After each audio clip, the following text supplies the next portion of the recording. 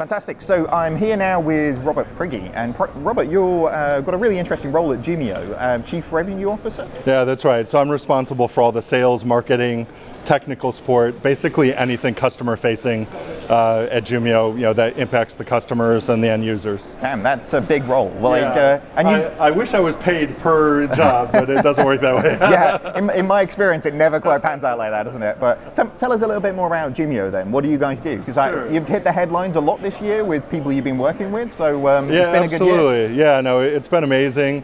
In the first quarter of the year, we put out a press release every week because we won so many awards and we've had so much going on.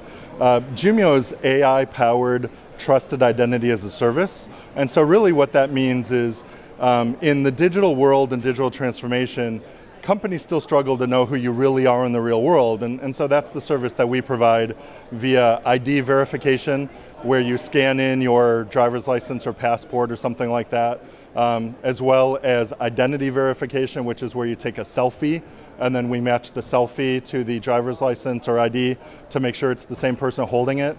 And then the last thing we've added recently is document verification, which is proof of address. And so when we work with a lot of the world's largest financial companies, which is why we're here with you at Money20, people like HSBC or Monzo, or within certain verticals like challenger banks or cryptocurrencies or even gaming, we absolutely dominate. And part of the reason for that is when identity matters, people choose Jumio. And so there's a lot of companies here that will attempt to do something very quick and dirty, and basically it's like a coin flip of whether or not it's right. Our customers really, really want to know what the right answer is, and they really worry about things like GDPR.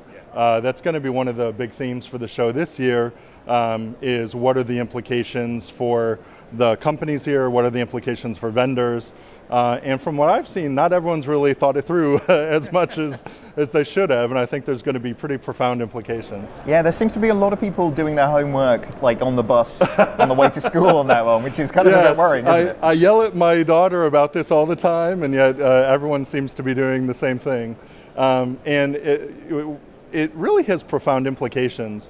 In our case, we've got a whole website devoted to it at jumio.com/GDPR, but part of it is, number one, you need to change the way you do things like machine learning. You can no longer mix data across customers. Most people here have not really thought that through correctly. You need to worry about human review, and there's requirements within within GDPR that you be able to have human explain the results. The automated vendors simply can't do that. So there's implications for that. And then ultimately there's a lot around breaches and around notifications.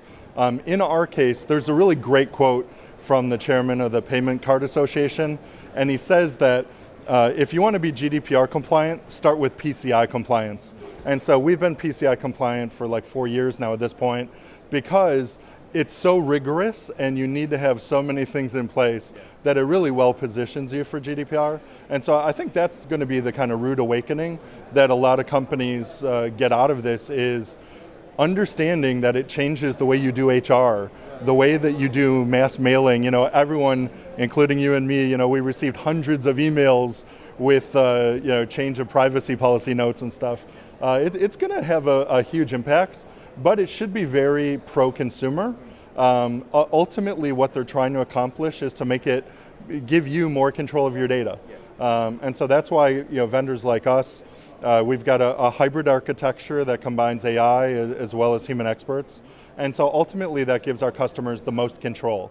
They can decide what to do with the data, where to store it, how to slice and dice it. It's amazing, isn't it? We're seeing so much regulation driving major scale changes within banking. Like we're seeing everything with PSD2 and open banking, now with GDPR. It feels like the global regulators are really playing a major part in the destiny of big banking organizations. Absolutely, and I think what a lot of people lose out, whenever you talk about GDPR and attend all these webinars, I attend 100 of them, it's almost always focusing on the companies and the vendors, but ultimately this is about consumers, right? It's for the first time really empowering end users to have control over their data and what's done with it. And I think people gloss over that too much, that it's a very pro-consumer thing.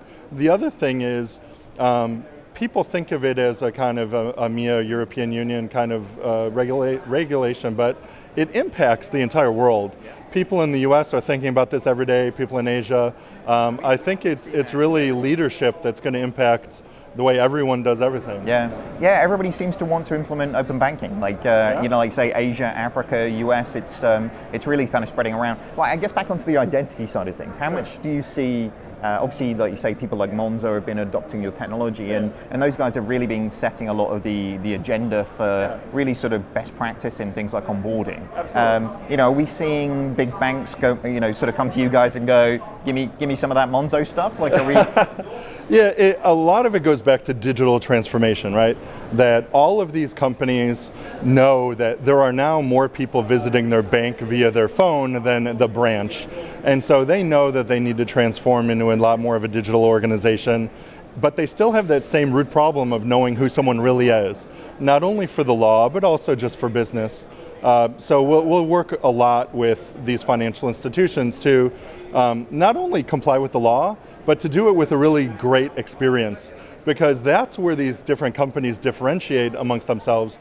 People like Monzo, as an example, are a great example that they covet customer experience, and they make it be really smooth, and they make it be so that anyone who shows up and goes through their process, they can convert into a user. And that's why we're by far and away the largest company in the space, is we can convert more good guys, and we can stop the bad guys and deter them.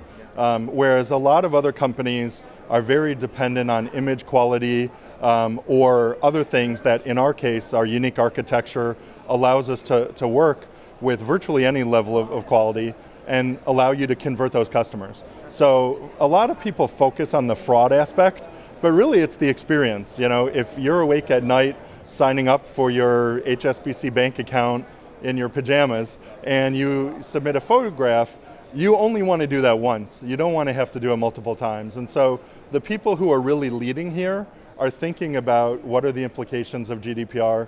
They're thinking about what are the implications of experience and how do I differentiate from my competition. And we love working with the people that we work with and just seeing the innovations that they create. Fantastic. Well, I hope you have a great rest of the conference, and thanks very much for joining us. Yeah, thank you. It's been a real pleasure. Thanks for your time.